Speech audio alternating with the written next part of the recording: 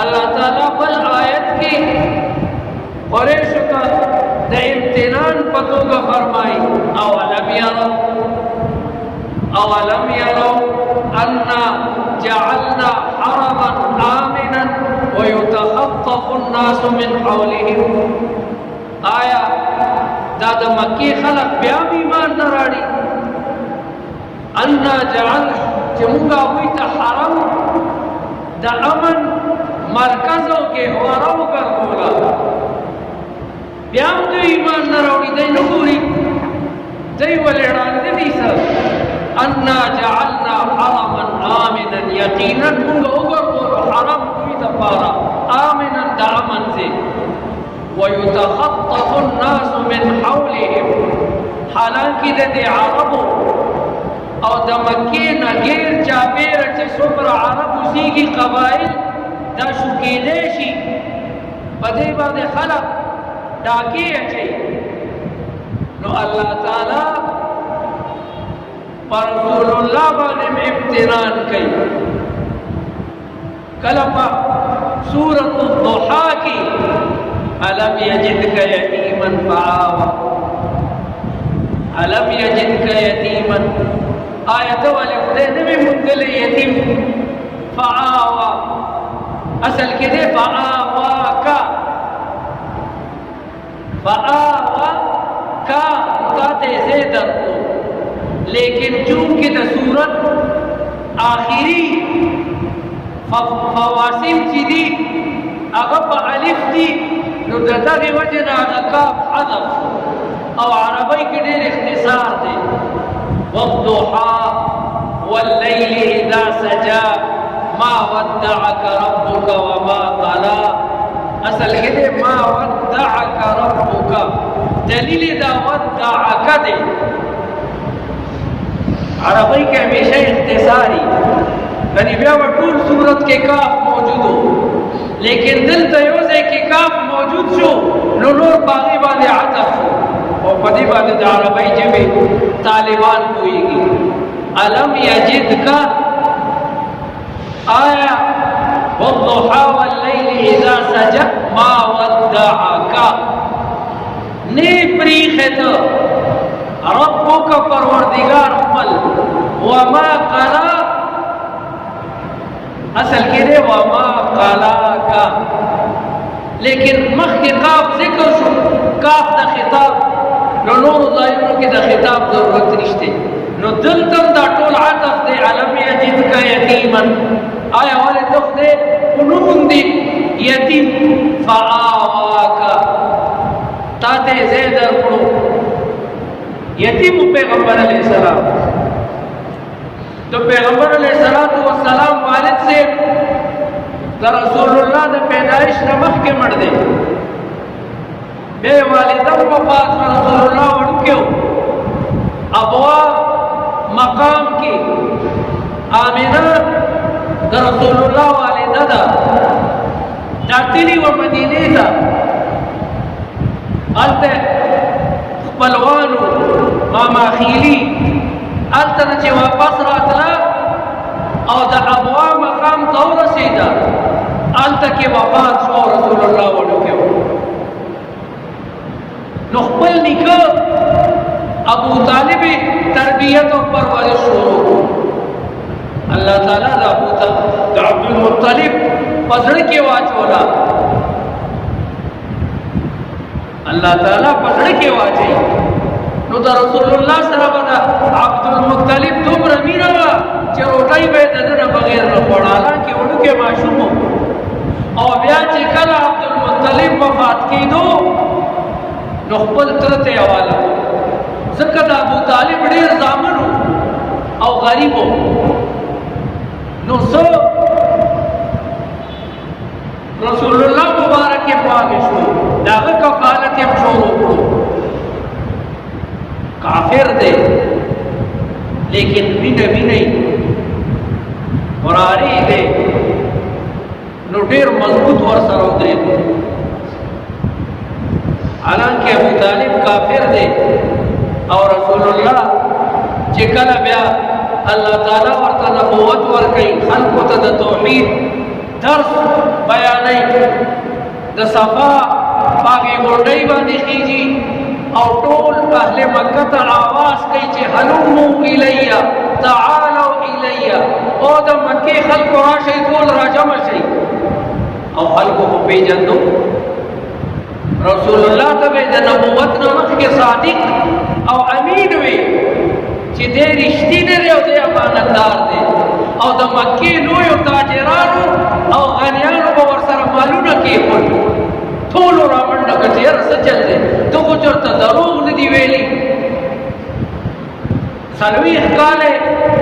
موږ سره موده تېره کړه او د ده په ژبه چېرته دروغ نه دي راغلي زه چېرته زموږ په امانتونو کې جو پیسه خیانت نه دی کړی نو ضروري څه خبره به نو ټول راجمع شو او رسول الله ورته ووایي وګوره که زه تاسو ته ووایم که د دې غر نه وروستو یو فوج ولاړ دی او په تاسو باندې فوج کشي کوي امصدقي انتم آیا تاسو به زما د خبرې تصدیق وکئ زما خبره به ومنئ هغوی ورته ولې نه او بیا ورته عرب وایي قبائل جربناك مرارا جربناك مرارا فما وجدناك إلا صادقا وأمينا اے محمد من بار بار پتا باندې ازمایښونه وکړل چې ستا خیانت موږ وګورو لیکن موږ د امانت نه بغیر ته ورغلي ته امانتدار وما وجدناك الا صادقا وامينا به وګورئ زموږ د دنیا د دشمن نه یارو په زما خبره منئ نو د آخرت د دشمن نه مو چې یارو پر وبې منئ بیاسې دي وی شیطان تاسو ټول غلط کړي دی بوتانو ته عبادت کوئ په خپلو لاسو کاڼې راوالئ بیا پکې پوز او سترګې او بګونه جوړ کئ مجسمه ترې جوړه کئ یا د لرګي نه بیا هغې ته چې دی نو سجدې لګوئ هغې ته جاړئ هغې نه مرادونه غواړئ سوالونه او زامن هغې ته نظر و نیاز ورکئ د یو الله عبادت وکئ چا چې تاسو پیدا کړي یو دا کاڼي پیدا کړي نو ټولې مخالف تر دې چې خپل ترم ابو لهب امر پاسېدو وی تبت لك سائر اليوم ټول ورځ دې تسبیحې تا علم دې ته جمع کړي موږ د پلار نکاح د دین پرېږدو د بوتانو عبادت پرېږدو نو الم یجدک یتیما فآوى الله تعالی مختار کل دی دا الله نه تپوس نشي کېدی نو الله تعالی امتنان په بندګانو باندې ذکر کوي خاص کر د رسول الله په زمانه کې چې کوم يهود موجود الله تعالی وی ته بار بار د امتنان لفظ استعمالي یا بني اسرائيل اذكروا نعمتي التي انعمت عليكم واوفوا بعهدكم یا بني اسرائيل زي بزي باندې نو الله تعالی پر رسول الله باندې امتنانا ذکر کوي چې وانزل الله عليك الكتاب اے پیغمبر ته امي وي تاسو سویلی نو ان پڑھا وي وانزل الله عليك الكتاب الله تعالی پتا باندې د قران مجید باندې معجز کلام نازل کړو والحکمت او الله تعالی تا حکمت در کړلو چې هغه شریعت او سنت محمدي دي دا پیغمبر علیه الصلاۃ والسلام چې منتسب احادیثو کې ویلي دي او هغه روایات د ناقدینو او د محدثینو د رائے مطابق صحیح دي هغه ته حدیث وایي پیغمبر علیہ السلام کوئی دا کار کوئی دا کار مکوئی دم قرآن دی امام شافعی رحمت اللہ علیہ نے تپوس کی گی مکہ کی یو دا سی مسئلہ چیا قرآن کی نوا نو رسول الله ورته امام شافعي ورته د رسول الله حدیث بیان سوال کوونکو ورته وایي چې موږ غواړو چې ته موږ ته جواب په قرآن کې راکړې دلیل تا خو موږ ته حدیث ذکر وکړو امام شافعي ورته وایي چې دا حدیث هم قرآن دی کرا وی څنګه وی خدای پاک قرآن کې نه وایي وما آتاکم الرسول فخذوه زما دا رسول صلی الله علیه وسلم چې تاسو ته کوم امر کوي کومه مسله درته بیانوي فخذوه هغه ونیسئ کله که په هغې باندې عمل وکړئ وما نهاکم او د کومو خبرو نه مو چې منع کوي فانتهوا هغې نه منع شئ نو د رسول الله اقوال چې د خولې نه کوم غتي دي هغه هم ټول قرآن دی که نه بل دی الله تعالی مسله خلاصه کړې ده من یطع الرسول فقد اطاع الله چا چې د رسول الله تابعداري وکړه هغه د الله تابعداري نو قرآن مجید دا یو کتاب دی د آسمان د لاندې او د ځمکې د پاسه چې دا به تر قیامته همدغسې وي او د رسول الله په لویو معجزو کې دا لویه معجزه ده یو یهودي به مامون الرشید ته راتلو او ډېرې ښې خبرې به یې کولې ځکه هر مذهب کې ښه خلک دي الله تعالی ورته پوهه ورکړي الله تعالی ورته عقل ورکړی الله تعالی ورته علم ورکړی نو خبرې درنې وي لکه بعضې خلک باقاعده د جرګو وي هر سړی جرګه نشي کولی جرګه چې څوک کوي هغې دپاره سم مضبوط خلک پکار وي هغې ته د خبرو چل ورځي هغه پوره تجربه کاري هر څوک نه هر کجابودي نشي تلی چې د دو مخالفینو مابین کې صلح وکړي دا ډېر ګران کاري پوره تجربه پکاري نو مامون الرشید ته به یو سړی راتلو او او یهودي لیکن خبرې به یې ډېرې قیمتي کولې بعضې سړي مجلس کې چې کښېني علم به یې لیکن د هغه عمر به پوخي بوډا به وي هغه درته پوره د حکمت خبرې کوي بچیه داسې کوئ داسې مه کوئ کیسې به درته کوي واقعات به بیانوي نو هغې نه به ته ډېر لوی درس او عبرت اخلي د مامون الرشید په زمانه کې یوه فتنه هم تېره شوې ده چې هغه د خلق قرآن فتنه وه ډېره لویه فتنه وه او مامون الرشید خو بادشاه او بادشاه سره خو چوکه او فوج او پوره سلطنتي د بادشاه خلاف خو ته خبره نشي کولی سربند یې وباسي او مامون الرشید خو لوی بادشاه دی لوی فلسفي دی لوی شاعر دی لوی ادیب دی هغه د معتزله په چال کې راغلو معتزله یوه فرقه ده باطله د هغوی عقیده فاسده ده لکه څنګه چې د روافضو او د شیعهګانو عقیده فاسده ده دغسې د معتزله او عقیده هم فاسده ده هغوی مامون په دې جال کې راوستو چې قرآن مخلوق دی قرآن مخلوق دی لیکن زمون د تمام مسلمانانو دا عقیده ده چې قرآن مجید د الله تعالی کلام دی قرآن مجید د الله تعالی کلام دی غیر مخلوق دی مخلوق نه دی ځکه مخلوق خو هغه چاته وایي چې په هغې باندې مرګ راځي او لویه فتنه وه الله تعالی دهاغ زمانی امام احمد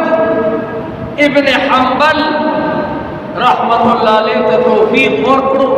او د دې فتنې مقابله وکړه ورسره نورم علماء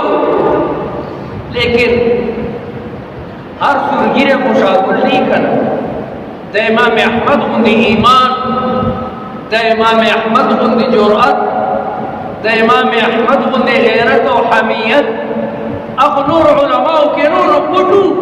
ورسره لیکن پجبه باندې ټول مامون سره ځکه د مامون ډنډا د مامون فوج د مامون شان او شوکت او طاقت او غلبه زړه کې بعض علماء پټه ساتله لیکن امام احمد بن حنبل پکې یو داسې د مور بچیو چې هغه به د مامون په سترګو کې سترګې اچولې هغه وایي هر څه چې وشي پوټې پوټې دې شم ذره ذره دې شم خو د حق خبرې نه به وانه نه وړو قرآن څنګه مخلوق دی که قرآن مخلوق دی بیا خو الله تعالی خالق شو نو چې یو شی مخلوق وي هغه به فنا کېږي او قرآن خو به نه فنا کېږي دا خو د الله تعالی صفت دی لکه څنګه چې الله تعالی ازلی او ابدي ذات دی الله تعالی قرآن مجید کې خپل صفات بیانوي او زمون د مسلمانانو دا عقیده ده چې الله تعالی د خپل ذات باره کې څومره صفات بیان کړي دي هغې به موږ ایمان راوړو لیکن بلا تعطیل ولا تکییف ولا تمثیل ولا تشبیه تشبیه به نه ورکوي لکه الله تعالی قرآن مجید کے فرمائی تبارک الذی بیدہ الملک تبارک الذی بیدہ الملک مبارک دے آغا ذات دا اللہ تعالی چی داغا پلاسو کی دا طول بادشاہی دا دلتا بیدہ الملک نو دلتا دا ید کلمہ راغلی دا ید پا عربی کے لاس تاوی نو مونږه به دا تصور نه کوو چې د الله تعالی لاس شته الله تعالی ویني الله تعالی اوري نه الله تعالی په عرش باندې استوا وکړه الله چې موږ ته څه ووایي دغسې استوا یې وکړه لیکن د هغې کیفیت څنګه الله تعالی د استوا وکړه څنګه چې تا ته یو شی معلوم دي او تا هغې کې ګوتې وې امام مالک ته یو سړی راځي دغه سوالونه ترې کوي امام مالک پې پوه شو غوسه شو ورته ویل چې الاستواء معلوم والکیف مجهول والایمان به واجب والسؤال عنه بدعه او بیا امر وکړو چې دا وباسئ د جومات نه داسې قسم سوالونه به ته نه کوې چې هغې ته ستا دماغ نه رسي الله تعالی د روح باره کې وایي ویسألونک عن الروح دا خلک په تا نه د روح باره کې تپوس کوي چې دا څه شی دی دا انسان کې چې روح دی او دی خوځوي را خوځوي ده ته حرکت ورکوي د ده اراده بدلېږي را بدلېږي دا څه شی دی الله ورته وایي چې په ارام کښېنئ د دې سوالونه مه کوئ ستاسو عقل محدود دی قل اے پیغمبر ته دوی ته ووایه الروح قل الروح من امر ربي دا زما د الله تعالی سره د دې مسلې کیفیت وابسته دی وما اوتیتم من العلم الا قلیلا یو لویه فتنه وه او الله تعالی امام احمد ابن حنبل په دې کې سرخورو کو کامیاب تر دې چې بیا به خلکو معتزله سره خندل بیا مامون مړ شو د هغه سنت هم ختم شو بیا بل خلیفه راغی هغه بیا د اهل سنت والجماعت امام او د اهل سنت والجماعت مذهب بیا مضبوط شو معتزله ختم شو تعالی حق همیشه بلندی. نو مامون ته به یو سړی راتلو، ډېرې مزیدارې خبرې به یې کولې. یوه ورځ د مامون دربار کې ډېرې درنې خوږې د حکمت خبرې وکړې. نو مامون الرشید ورته ووایي چې ظالمه ته خو یهودي ایمان ولې نه راړې؟ ستا خبرې خو بلکل د مسلمانانو د خبرو په شان دي. تا په خبرو کې خو ډېر زور دی، ډېر حکمت دی، ډېر تجربات. دا خبره چې ورته مامون وکړ نو د یهودي په زړه کې ننوته چې هلکه دا مامون الرشید خو ما ته مخکې داسې نو ویلي چې دا ما څه خبرې وکړي، او ولې مسلمانان دومره ښې خبرې کوي چې ما ته مامون ووایي چې تا خو بلکل د مسلمانانو غوندې خبرې وکړي. نو لاړو غیب شو، لاړو او د آسماني کتابونو امتحان یې اخیستو چې یاره د زبور خوړو پته نشته، خو یهودیانو سره تورات موجود دی، عیسایانو سره انجیل موجود دی، او مسلمانانو سره خپل کتاب قرآن موجود دی. نو راشه د دې تجربه واخله، د دې امتحان واخله، ازمایش مې وکړه چې په دې دریو کتابونو کې کوم هغه کتاب پاتې دی چې هغه د اسمان نه نازل شوی او هغې کې څه رد و بدل نه شوی. نو لاړو د یهودیانو د یو لوی مدرسې او یو لوی مرکز دی د تورات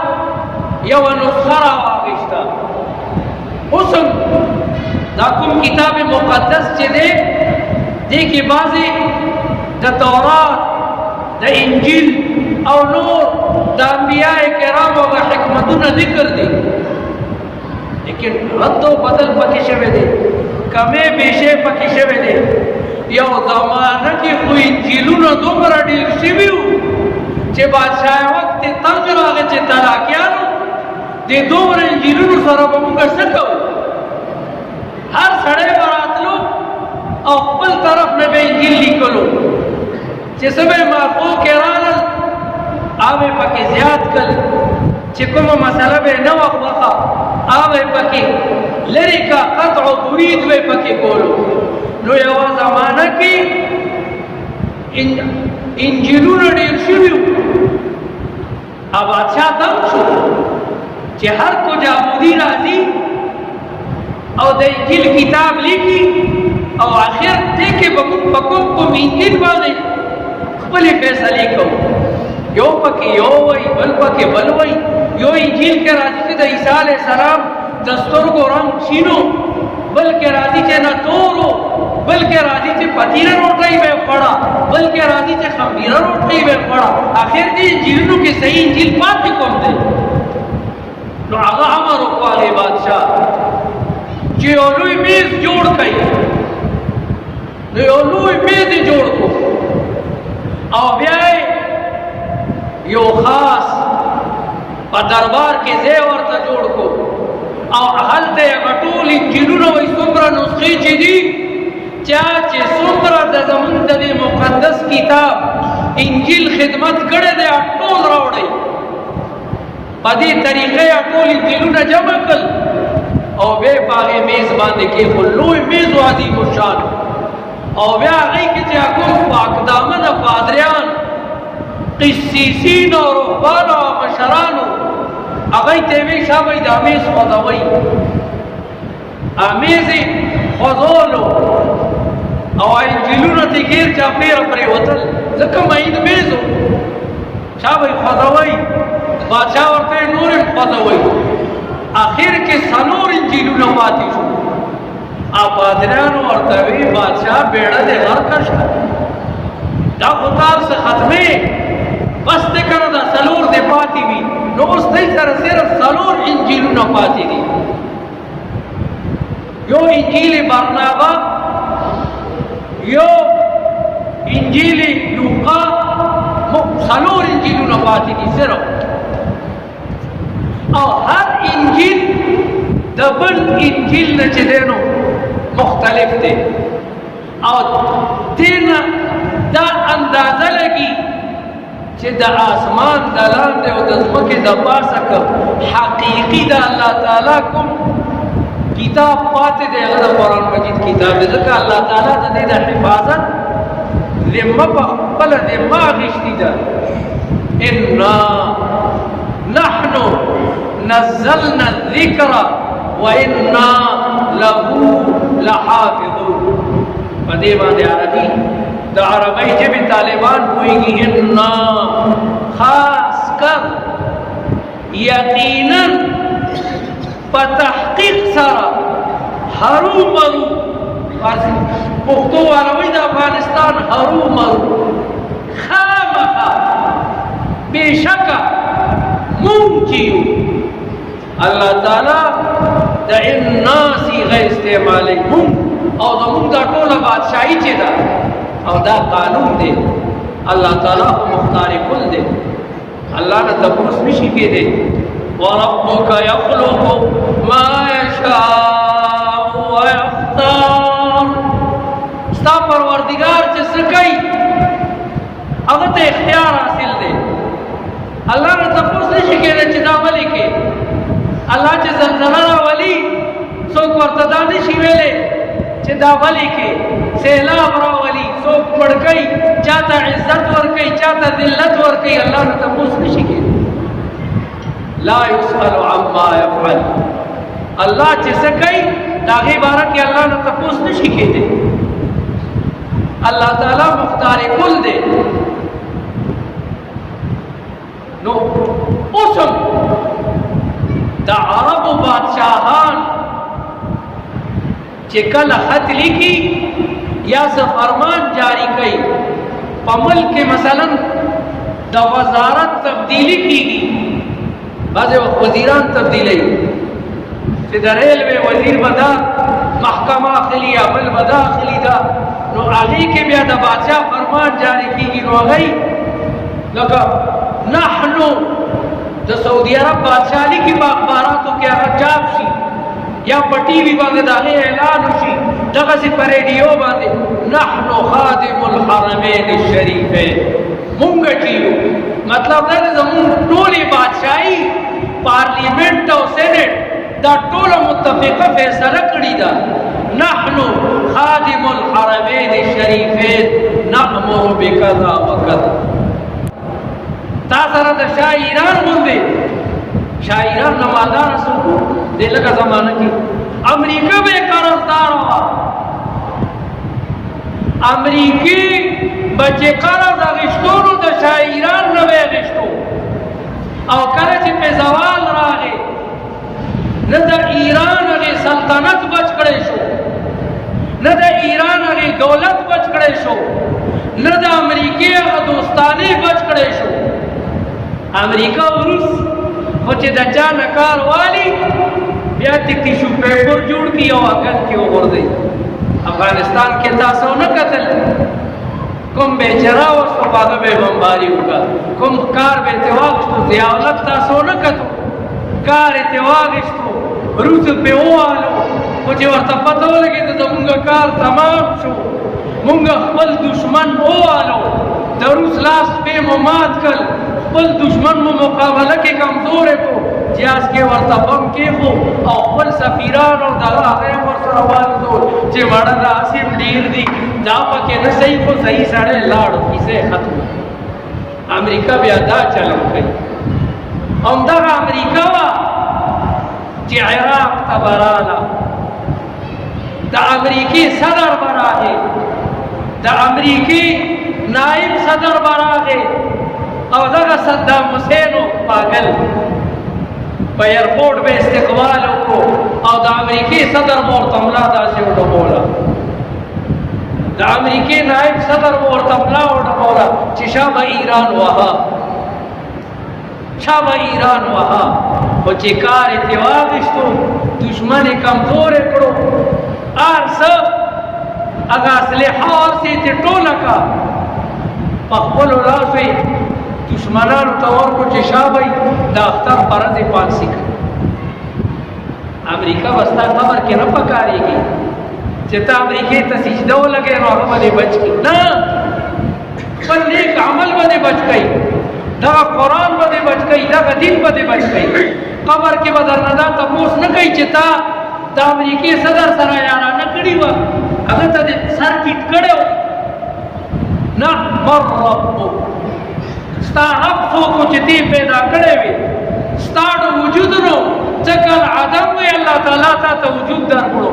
څومره ښایسته وجود یې درکړو، الله تعالی درته نعمتونه درکړل. طالبانو کوته کې سمې کې چې جي مونږ ته اجازت وکړه چې د ده سرمن وباسو، ده زمونږ په کتاب کې رد و بدل کړی دی. وی نه، یهودي ورته ووایي چې لږ صبر وکړئ، د خدای بندګانو دومره جلدي خو مه کوئ. ما دا یو اهم مقصد دپاره دا کار کړی و. ما په قرآن کې صرف 4-5 ځایه رد و بدل کړی دی. ما ته پته ولګېده که په روی زمین باندې د ځمکې نه بره او د آسمان نه ښکته که یو حقیقي آسماني کتاب پاتې دی نو هغه د قرآن دا کتاب دی. ځکه ما په تورات باندې امتحان واخیستو، هغې کې ما ډېر رد و بدل وکړل او بیا مې یوړو، هغوی ما ته یې نامونه راکړل چې تا زمونږ د کتاب ډېر لوی خدمت کړی دی. دغسې ما د انجیل او وی مشر امام راولی چې ما ته کلمه تېره کړي، دا ستاسو دا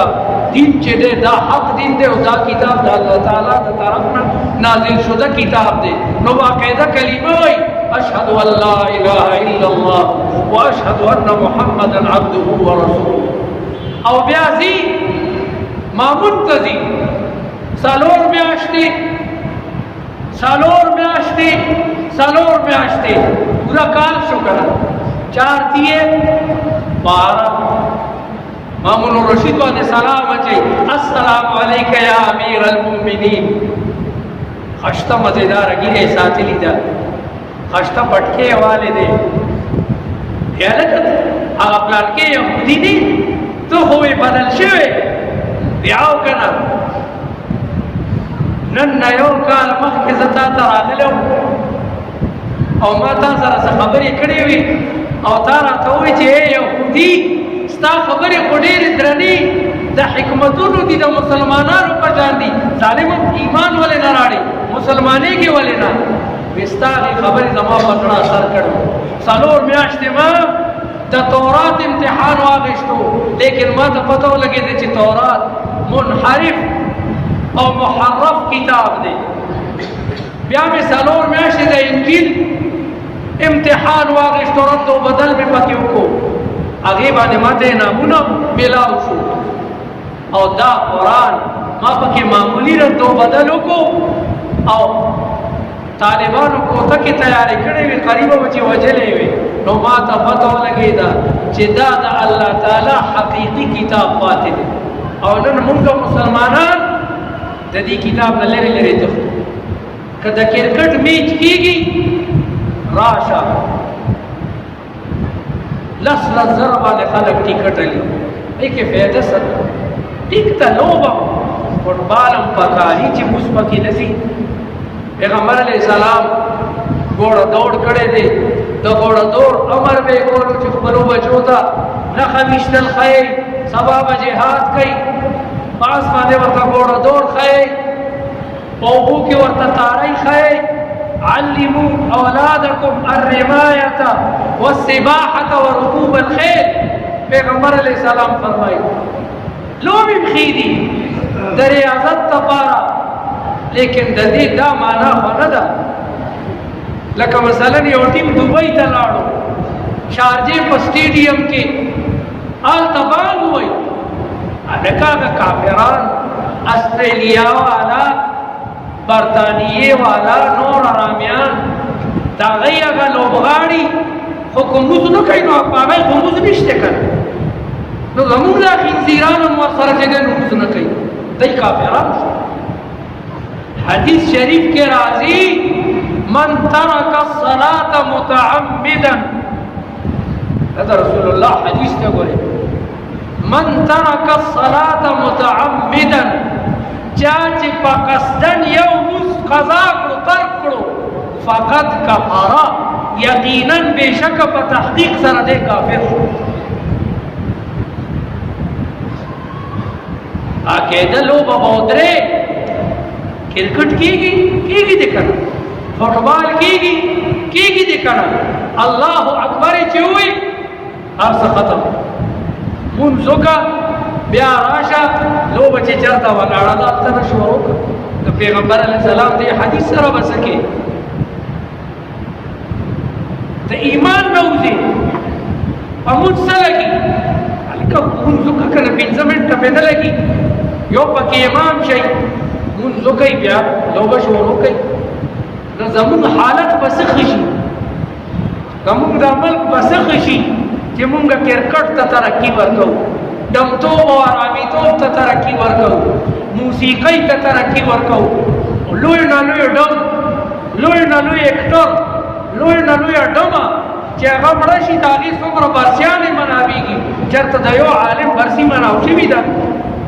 چېرته د یو دینداره شخصیت برسي مناو شوي ده د الله عذابونه به نه راځي شکر وباسئ چې کاڼي راباندې نه ورېږي دا خو اللہ تعالیٰ لوی رحمت تے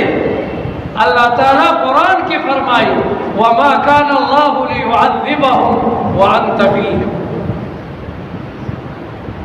اے زمان خوگا محبوبہ زب استادی امت تا عذاب نور کو ترسو چتی پکی وما كان اللہ معذبهم وهم يستغفرون او اللہ بدیتا عذاب نور کئی ترسو چتی استغفار کئی نا مدرسی دی دا دینی مراکز دی علماء دی حافظان دی دا قرآن قاریان دی دا دی پا وجہ دا عمل کوئیتا کنی دی خدا عمل ختمی دعاو کئی چی اللہ تعالی تمونگا تفسیرات کو آپ کی اللہ تعالی